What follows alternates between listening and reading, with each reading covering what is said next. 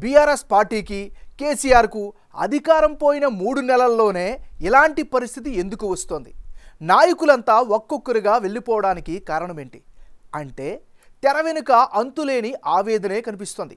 పార్టీలో ఏం చేసినా ఎక్కడికి వెళ్ళినా ఆ నలుగురే హైలైట్ అవ్వడం తప్ప మిగతా వారికి ఇన్నాళ్ళు పెద్దగా ప్రాధాన్యత దక్కలేదు. ఇవన్నీ కారణాలు చెబుతూ కారు దిగేస్తున్నారు.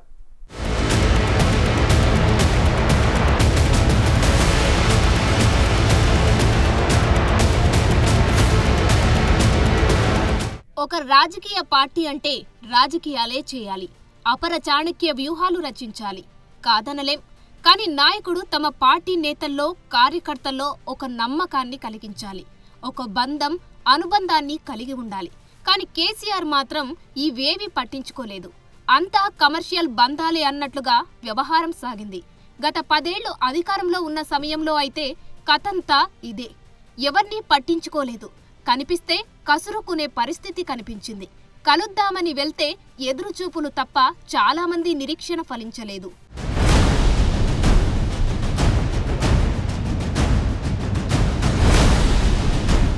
కేసీఆర్ నేతలను ఎలాగైతే అవసరానికి ఉపయోగించుకున్నారో ఇప్పుడు చాలా మంది ఇక కేసీఆర్తో తమకు అవసరం లేదనుకుంటున్నారు. అందుకే కారు దిగేస్తున్నారు. ఉద్యమ సమయంలో ఒక ఎమోషనల్ అటాచ్మెంట్తో చాలా మంది కేసీఆర్తో కలిసి పనిచేశారు. ఉన్న ఆస్తులు అమ్ముకున్నారు. నీ వెనుక మేమున్నామన్నారు. కానీ తెలంగాణ వచ్చాక కేసీఆర్ ప్రభుత్వం ఏర్పాటు చేశాక మొదట దెబ్బ తగిలింది తెలంగాణ ఉద్యమకారులకే. వారందర్నీ పక్కన పెట్టేయడంతో ఓ దశలో వారంతా కేసీఆర్పై తీవ్ర అసంతృప్తి వ్యక్తం చేస్తూ చాలా బాధపడ్డారు. ఇప్పుడు బీఆర్ఎస్ నుంచి చాలా మంది వెళ్లిపోతుండడంతో కేసీఆర్ కూడా ఇదే బాధలో ఉండి ఉంటారన్న పాయింట్ను ప్రత్యర్థి పార్టీ నేతలు గుర్తు చేస్తున్నారు.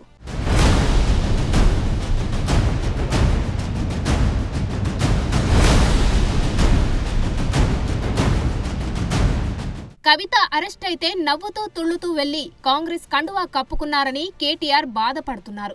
ఎవరు అరెస్ట్ అయితే తమకేంటి అని నేతలు అనుకుంటున్నారంటే వాళ్లతో బాండింగ్ ఎంత మెయింటైన్ చేశారో అర్థం చేసుకోవచ్చంటున్నారు నేతలు. ఈ తేడా ఇప్పుడు గులాబీ అధినాయకత్వానికి ముఖ్యంగా కేసీఆర్ కేటీఆర్ కు అర్థమవుతుందంటున్నారు. ఎవడో బయటవాడు మోసం చేస్తే బాధ అనిపించదు. నీతోనే నీడలాగా తిరిగి, నీతోనే 24 గంటలు ఉండి, నీ పక్కనే కూర్చొని, నీతోనే అన్ని మాటలు చెప్పి, అన్ని మంచి మాటలు చెప్పి, కష్టకాలంలో ఉంటామని చెప్పి మాటిచ్చి అక్కడ కేసీఆర్ గారి కూతురు అరెస్ట్ అవుతుంటే ఇక్కడ నవ్వుకుంటూ తుల్లుకుంటూ ఇద్దరు పోయి కండువా కప్పుకునే దృశ్యం ఏదైతే ఉన్నదో తప్పకుండా దానికి బదిలా తీసుకోవాల్సిన బాధ్యత మన మీద ఉన్నది అనే మాట నేను మీకు విజ్ఞప్తి చేస్తా ఉన్నా. పార్టీ మారడం అంటే కన్నతల్లికి ద్రోహం చేసినట్లే అని మాజీ మంత్రి హరీష్ రావు అంటున్నారు. పార్టీ మారడానికి ద్రోహం చేయడానికి అసలు సంబంధం ఉందా అని బీఆర్ఎస్ ను వీడుతున్న వారి ప్రశ్న. ఎవరి అవసరం వారిదే. గులాబీ పార్టీలో ఆ నలుగురిదే ఆధిపత్యం అనుకున్నప్పుడు ఇంకెన్నాళ్ళు ఉండాలన్న ప్రశ్నలు సహజమే. ఎవరైతే మధ్యలో మన పార్టీలకు వచ్చిండ్రో కొంతమంది పవర్ బ్రోకర్లు, కొంతమంది నాయకులు ఈ పార్టీని వదిలిపెట్టిపోతా ఉన్నారు. బట్ ఒకటే నిర్ణయం తీసుకున్నది పార్టీ. ఎవడైతే ఇప్పుడు పార్టీ నుంచి పోయిండో రేపు కాళ్ళు మొక్కినా పార్టీలోకి రానిచ్చేది లేనే లేదు. ఎట్టి పరిస్థితుల్లో వాడిని మళ్ళా పార్టీలకు మాత్రం రానిచ్చేది లేదు. ఎందుకంటే మీరు ఇలా కష్టకాలంలో ఈ టైంలో పార్టీకి ద్రోహం చేసిన వాళ్ళు కన్న తల్లికి ద్రోహం చేసినట్టుగా భావించాల్సి ఉంటుంది. ఇది అన్యాయం కాదా? ఏం తక్కువ చేసింది పార్టీ? మీకు అన్ని అవకాశాలు తీసుకున్నారు, ఇవాళ వాళ్ళే పోతా ఉన్నారు. తప్పకుండా రేపు రాబోయే రోజుల్లో కష్టపడ్డ కార్యకర్తలకు, నిలబడ్డ నాయకులను గుండెల్లో పెట్టుకొని కంటికి రెప్పలాగా కాపాడుకుంటామని మనం చేస్తా ఉన్నా. ఇప్పుడు ఇది ఏం ఋతువు అంటే ఈ ఆకులు రాలే కాలం. ఇది శిశిర ఋతువు అంటారు, అంతేనా? శిశిర ఋతువు అంటే ఆకులు రాలుతాయి. ఇప్పుడు అట్లే మన పార్టీలో నుంచి కొన్ని పనికిరాని ఆకులన్నీ చెత్త కుప్పలు కలిసిపోతున్నాయి. పనికిరాని ఆకులు చెత్త కుప్పలు కలిసిపోతున్నాయి. ఒకటే ఉంటుంది, ఆకులు పోయినాక వచ్చేది ఏముంటుంది? చిగురు పెట్టదా పెట్టదా? మూలమంత్రం మాత్రం స్థిరంగా ఉంటుంది.